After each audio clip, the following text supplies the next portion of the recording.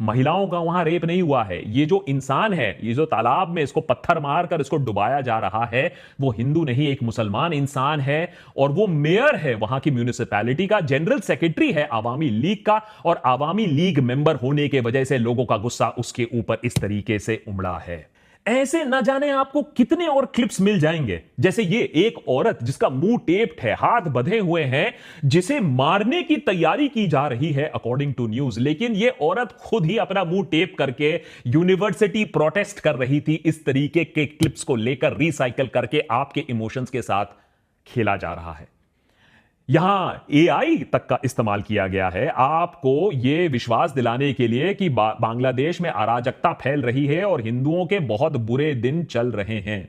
हिंदुओं पर violent attack हो रहा है, कोई डाउट नहीं है। आवामी लीग मेंबर्स को बुरी तरीके से उनके ऊपर रिवेंज अटैक्स हो रहा है। होना नहीं चाहिए लेकिन हो रहा है।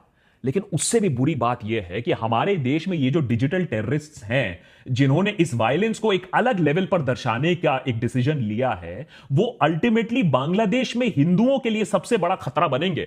क्योंकि अगर सच में जेनोसाइड और मास रेप हो रहा होता तो आपको लगता है कि मोदी, शाह और जयशंकर हाथ पर हाथ धरे बैठे रहते? अरे और कुछ नहीं तो ये उनके लिए पॉलिटिकल सुइसाइड होता। लेकिन देखिए, जयशंकर ने अपने स्पीच में जो पार्लियामेंट में दिया, वहां सिर्फ माइनॉरिटीज की सुरक्षा की बात की। मोदी ने प्रोफेसर यूनिस को जो अपना संदेश दिया, वहां जेनोसाइड, किलिंग, मास रेप की कोई बात नहीं की। क्यों?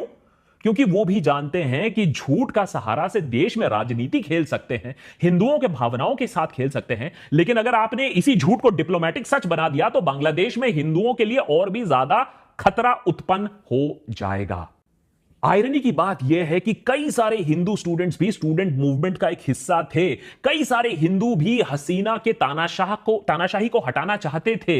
उनको भी एक बेहतर सिस्टम की तलाश थी। उन्होंने भी इस मूवमेंट में अपना सब कुछ दिया था। स्टूडेंट मूवमेंट कोई हिंदू मुस्लिम का मुद्दे से चला नहीं था। मुद्दा प्रोग्रेसिव था, मुद्दा इंक्लूसिव डेमोक्रेसी का था। जो मूवमेंट के कोऑर्डिनेटर हैं और जिन स्टूडेंट्स ने मूवमेंट में पार्टिसिपेट किया था, वो काफी बड़े लेवल पर कोशिश कर रहे हैं कि हिंदुओं के घरों पर, दुकानों पर, मंदिरों पर हमले ना हो। ऐसी कई तस्वीरें भी दिखने को मिली है कि कई स्टूडेंट्स ने वॉलंटियर ग्रुप्स का गठन किया है जो हिंदुओं के जगह जगह जाकर उनकी हिफाजत कर रहे हैं। मगर दिक्कत यह है कि ऐसे स्टूडेंट ग्रुप्स पूरे देश भर में फैल नहीं सकते हैं। तो अगर सिर्फ स्टूडेंट्स से ही इतना बड़ा काम नहीं हो पाएगा तो क्या इसका मतलब है कि बांग्लादेश में पूरे तरीके से इस्लामिक फंडामेंटलिस्ट फोर्सेस के हाथों वो चले जा चुका है? क्या हिंदुओं और दूसरे माइनॉरिटीज का जेनोसाइड हो रहा है? इंडियन राइट विंग इकोसिस्टम की अगर आप बात माने तो ऐसा ऑलरेडी होना शुरू हो गया है। डर और मिसट्रस्ट का जो माहौल है, मगर उस सब के बावजूद अगर आप देखें तो इंटरिम गवर्नमेंट बनने के बाद कुछ हद तक लोगों में यह यकीन आ चुका है कि चीजें बैक टू नॉर्मल हो सकती हैं और बांग्लादेश में एक पॉजिटिव फ्यूचर बन सकता है। यह समझना बहुत जरूरी है कि बांग्लादेश में अभी क्या हो रहा है, यह डायरेक्टली लिंक्ड है to the future of Hindus.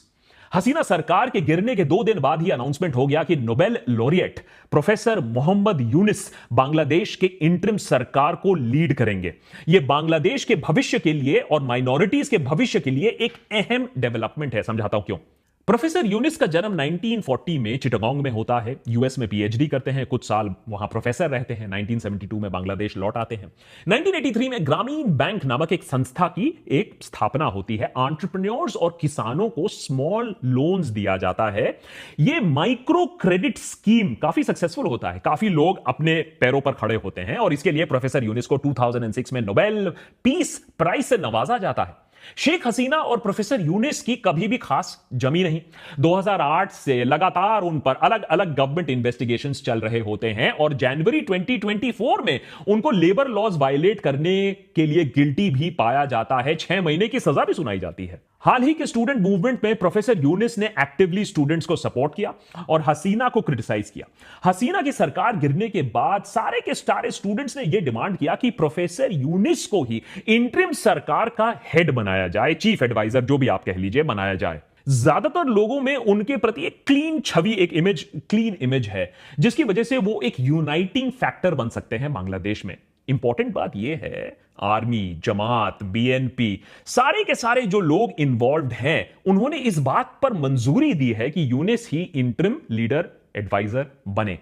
8 August 8:30 PM oath taking ceremony भी हो जाती है। यूनिस के साथ